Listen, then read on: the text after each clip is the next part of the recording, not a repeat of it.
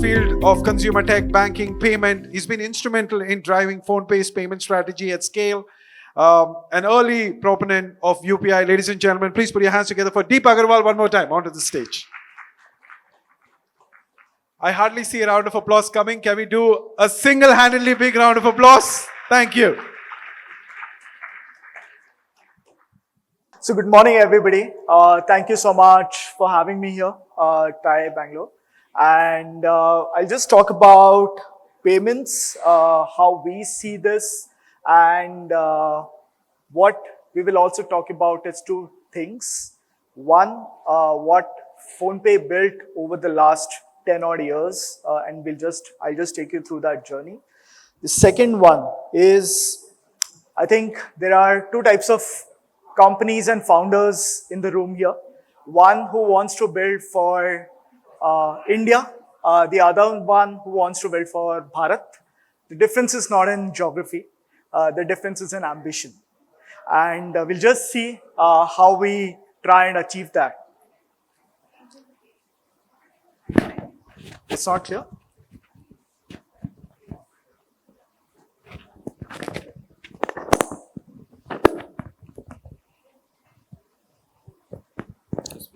Is it better?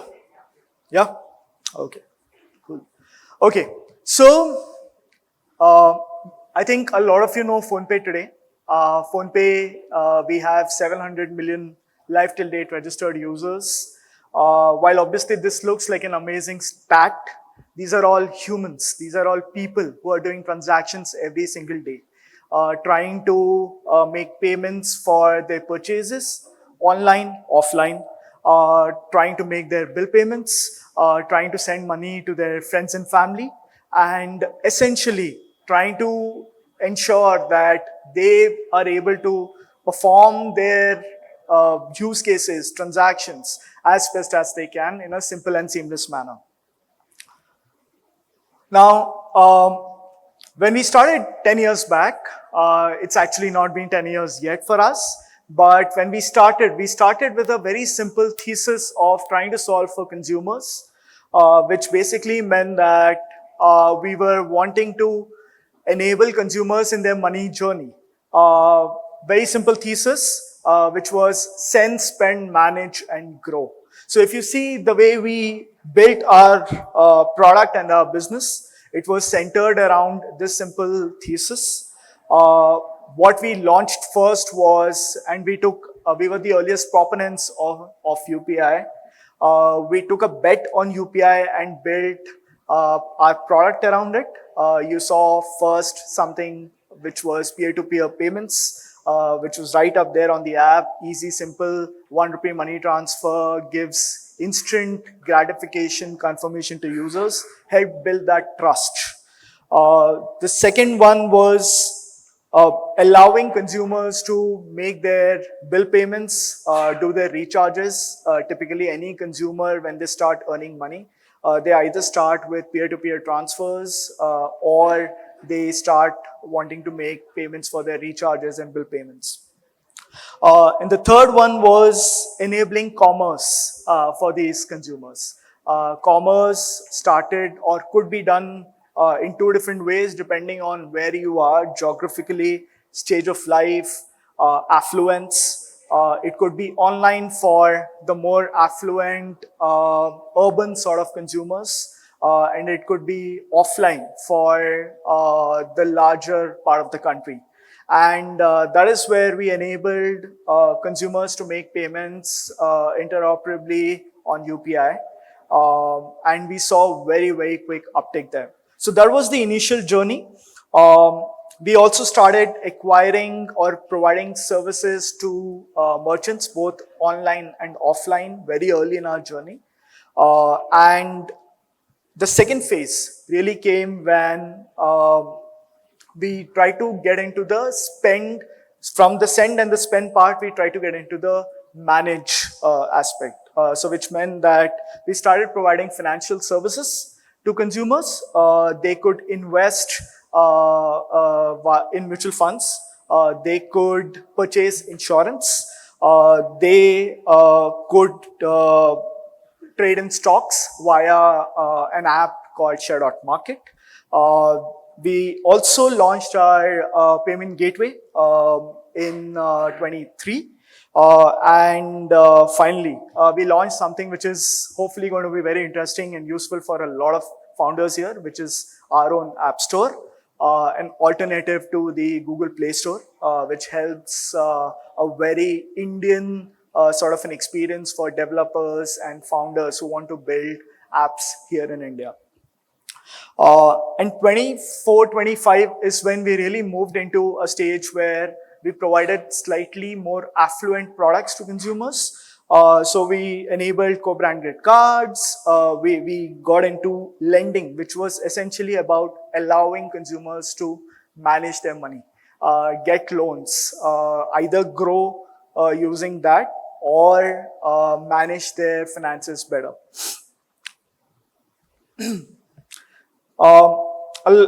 I think we are known really well for our consumer side presence, which is the 700 million consumers who have shown their trust with us. But the real, I would say, secret is that we are a 50 million merchant partner. We have been providing various solutions, whether it be online merchants or offline merchants, since 2017. And over 50 million merchants have trusted us with their growth over the last so many years. Okay, so we'll talk about three challenges which typically are faced by any company. The first one is acquiring or enabling discovery of your brand with consumers. That is where what we've enabled is with ads and the right kind of offerings being available on the PhonePe consumer app. Brands can actually do a very, very clear targeting of their products to the consumers. The good thing is that these consumers transact multitude of times on a monthly basis on the app, and we are able to actually figure out what kind of transaction patterns they exhibit, what kind of purchases they typically prefer, and this helps brands instead of paying the Google and the Meta tax, probably work with us as well to scale. So one of the examples is Jiva, with whom we actually enable the right kind of targeting to ensure that they could scale up their offering. The second one is, once you have the consumer in, you need to drive the conversion, which is the actual payment. That is where the moment of truth really comes up, right? And that is where with Curvy, we've been able to build a checkout experience which allows them to maximize their success rate. This is because of over so many years, we've been able to drive a lot of learning ourselves as a payments platform, which we are now able to provide to brands and platforms which work with us, who take up, say, our payment gateway. And the third one is retention, which is essentially where you have the customer in, they made the first purchase, but how do you ensure that they keep coming back to you? So with Anveshan, what we did was, Anveshan is a brand which provides organic dairy products, and for daily subscriptions on their website, they partnered with us, which allowed them to retain consumers at scale. Now, what all of this has resulted in over the last so many years is the fact that we have built our systems in a way in which they're always built for scale. You would probably not believe, but the architecture which we built in 2016, which is when we were just starting out, is the same technology architecture which is used even today at an absolute core level. That has supported us from our first transaction to a scale where we are today able to support about 3,500 transactions per second This is what we achieved. These are real numbers which we achieved in the last IPL. And what, if you see the other number there, which is we process close to 2 trillion USD TPV in a year. For context, India's GDP is 4 trillion. So how do we really work and kind of provide solutions for our merchant partners? The first one is the core infrastructure, which is a UPI first payment experience. As you would all know, 80% of digital transactions in the country today are UPI. So it works really well for them. The second one is the ability to scale omni-channel. Vani and Prashant spoke about during the various parts of your journey in scaling up. A D2C brand could actually become an omni-channel brand.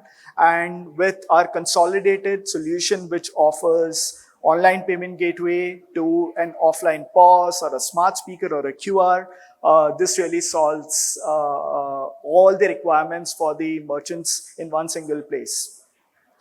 The second one is to enable growth, which is driven, like I said earlier, with ads which are very, very targeted for consumers, which have helped in significant higher conversions for umpteen brands over the last so many years.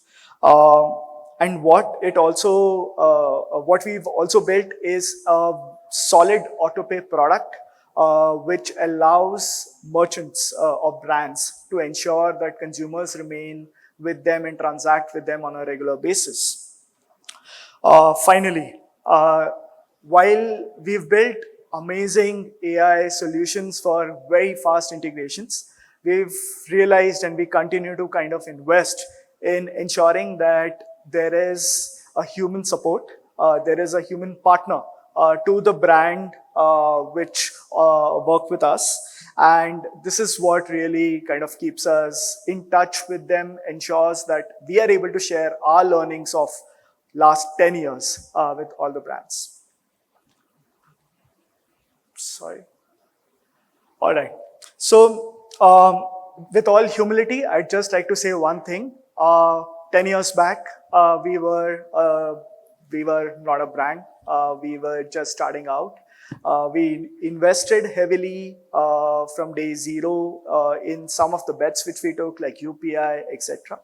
But the larger objective for us always was to ensure that we provide the right experience for our consumers and merchants and build the right ecosystem which enables them.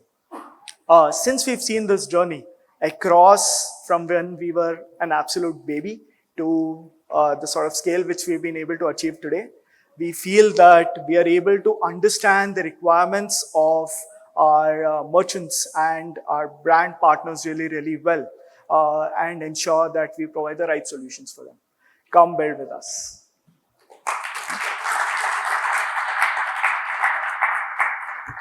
Thank you very much. We would want you to stay. May I please request Jayant Ashwati to kindly come and join us, please, to present a small token of thank you from our side. Ladies and gentlemen, Deep, one more time, please. Deep is from PhonePe, so he wouldn't get a PhonePe goodie. No, he has many.